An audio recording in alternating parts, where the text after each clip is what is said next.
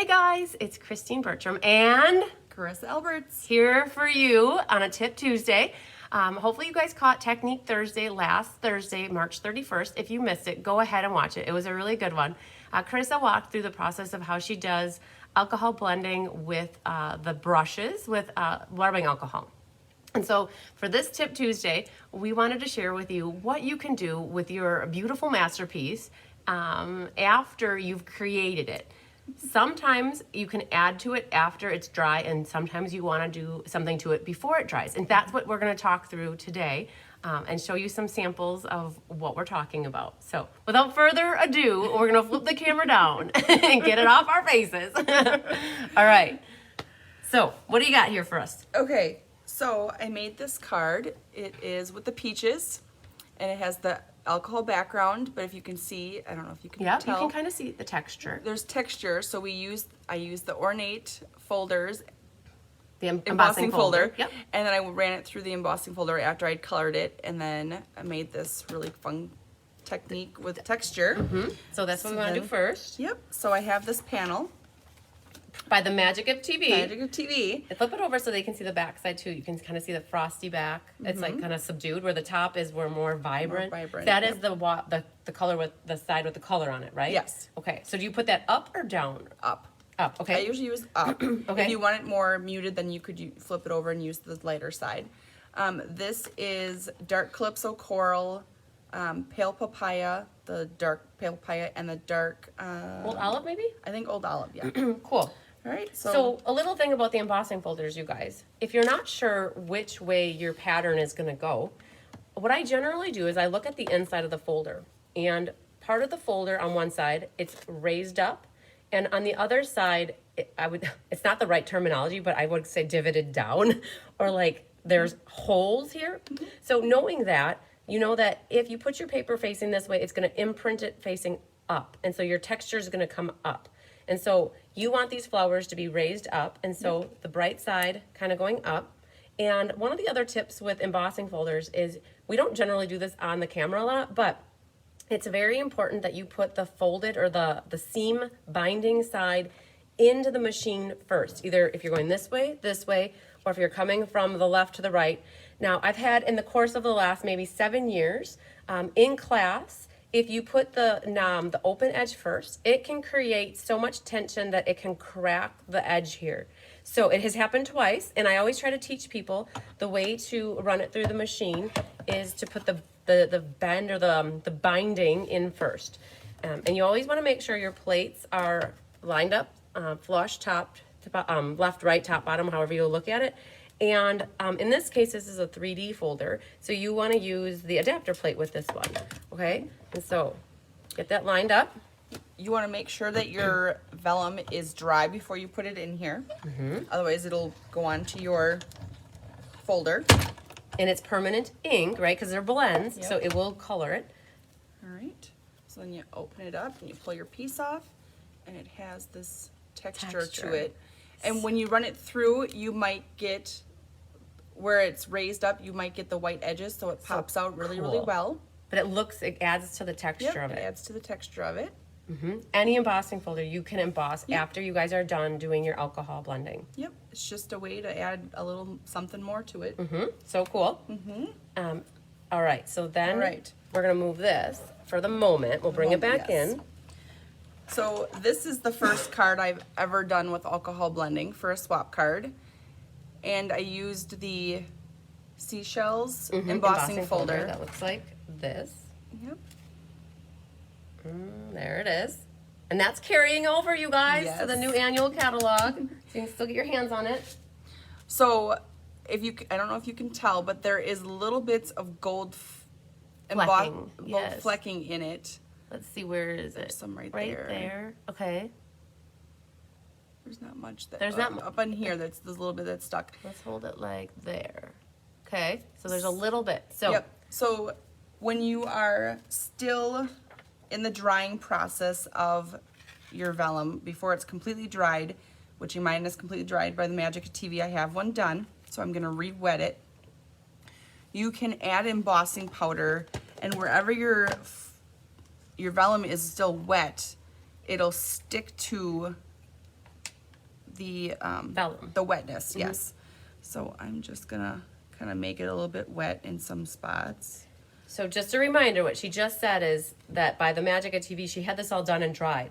But you want to do this part before you dry it Before completely. it's fully dry, Yeah, yes. before it's fully dry.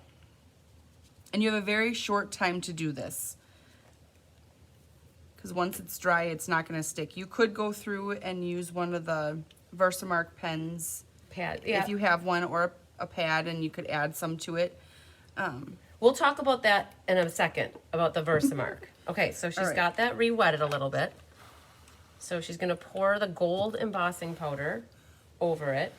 Now, you don't want it so wet, because wherever it's wet, it's going stick. to Yep. it's going to stick So to it. right now, it's a little bit wet right there, so I'm going to wait for it to dry a little bit. But right here, just the edges are a little wet, so I'm going to Puff or blow a puff little it. bit and get it a little bit dry. So now it's mostly dried. Mhm.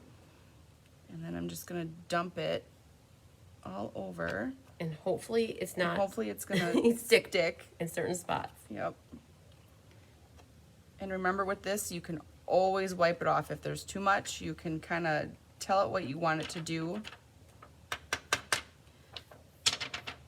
So right here, my vellum was very wet, so I'm just going to take my finger and I'm going to Scrape a little off. scrape a little bit off. You want to get a little over there maybe. Take a little bit off there. Because what you're trying to get it to do is to accent the edges of where the color The was colors kind of- meet, yeah. yep.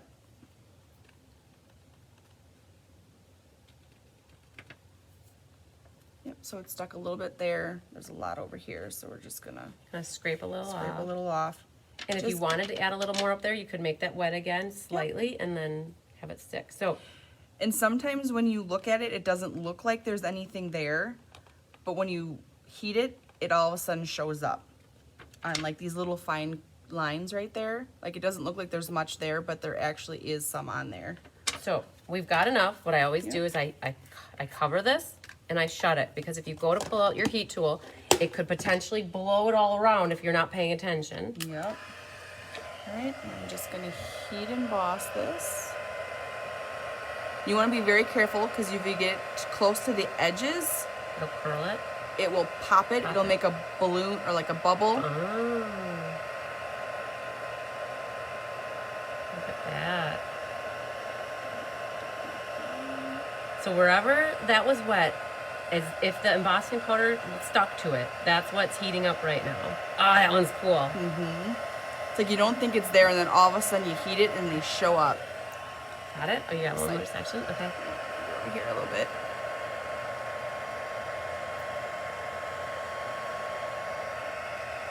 And I'm a waver, Okay. especially when I'm doing this, because This you one. don't want it to get really hot. But check that out right. Let's see if we can It's see. this one right There's there. right by the green. I'm gonna hold it Yep, so the the green light, and the blue. right? There's this tiny little skinny The little line. skinny lines Yep. of it. It's just accenting around the edges. So cool. Okay. So now So- you have your embossing powder, right? You got to do that Yep. before we do the next step, which Yep. is what we did the first round. Yep. So you want it to get, when you do this, you don't want it to be completely wet, but you don't want it to be completely dry. So then when you have your embossing on there, And this is the divoting down, and that's, so do you want your shells facing up? Oh, yeah. Yeah, you want it like that, because we want our shells to come up. Perfect, and let's put this here. I'm gonna line it up. Yeah, she's gonna line it up, because with this one, you wanna get all the pieces in as much as you can, of like the shells and Okay. the seaweed. And then yeah, put it in, put the plate in, line her up, crank her through. All right, put this out of the way. And then you pull it out of the folder, and you got- have the indents. It's hard to see them. So on this, on my example card, I took white ink. Put this white behind it, or it really pops it. I took white ink and I lightly Oh, went that's over. Did you just do it with the pad? No, I used a sponge dauber. You did. Let's do Yeah. it really quick. I've got a white pad here. So it's hard to see it because the colors are so dark. So then if you take the white pad and a dauber, you can make the Another tip here, guys. embossing more This is like a 3-fold. stand out.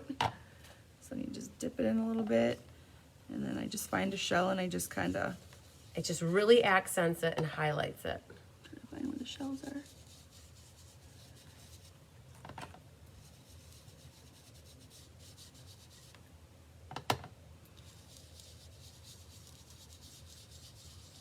It just kind of makes the shells pop out more behind the darker colors. Mm-hmm. Do you want me to do the whole thing? You don't have to do the whole thing. I think we got the idea. Yep. So then right here you can see that it stands out more than down here. Mm-hmm. Very cool. So accenting it. Yep. And that vellum with the white is what really helps with that. And the white now, it also is a pigment ink. So it should dry pretty quick, but just know it's a little tacky. So you do want to give it a moment and not like smear it. So cool. Okay. All right, you guys. So this Tip Tuesday was to kind of build on the whole alcohol blending with the blends. Just showing you something else that you could do with that vellum once you have let it, got it to the point where you want it. So either drying it and embossing it, or as it's wet, add that embossing powder to it, heat it up, and then run it through the embosser. And you wouldn't even have to run it through the embosser if you didn't want it to. Nope. You could just have that gold or Yep. There's different color embossing powders too in the catalog. I believe there's 6 different colors. There's copper, gold, silver, black, white, and clear, if I'm Yep. not mistaken. They're sold as a set of 3. So the metallics are together, and then the black, white, and clear are together. And all 6 of those are carrying over in that same fashion in the new annual catalog.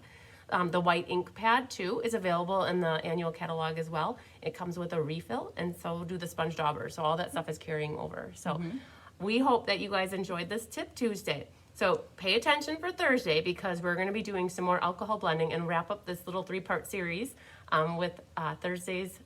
We're going to be using spritzers with the blends and alcohol. So, all right, lots of sunshine, love, and hugs to you guys. Bye. Bye.